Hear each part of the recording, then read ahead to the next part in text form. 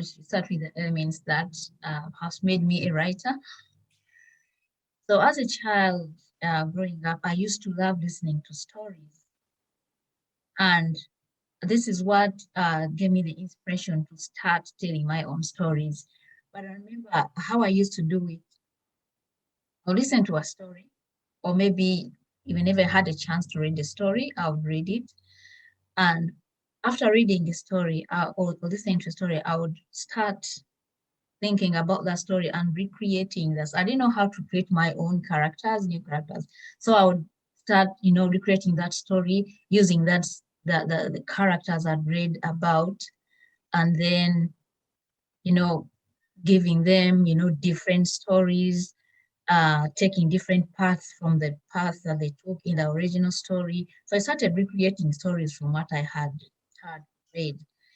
And most of the stories I read then were from a book, a textbook called the Nile, the Nile English course. We used to study that in primary school.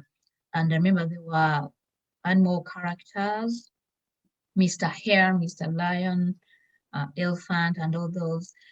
And so, yeah, I used to use the same characters to create my own stories. But then what really sparked my creativity was a reading that I used to listen to with my mother. I think my mother enjoyed listening to stories because she had a small radio.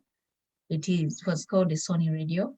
And every evening she would listen to a program. I don't remember the name of the program, of course, but I remember that they were reading a book entitled Zinunulo Munako. So that is a book written in Luganda. It's a novel, Luganda novel. It was written by E.N.K. Kawere, and I think published in the 50s, about 1954, I guess.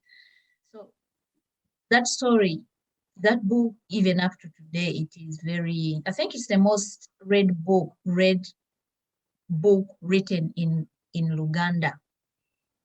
It's available online. So anyway, so they used to broadcast every evening. They would read a chapter of that book, maybe a chapter or a few pages, I don't remember. But my mom used to listen to that. And so I joined her to listen to that story every evening. And what I remember about that book is that it was, the plot was driven by a lot of tension and suspense. So what I would do after listening to the story, whenever I would go to bed, I would start thinking about the character, Zinunula.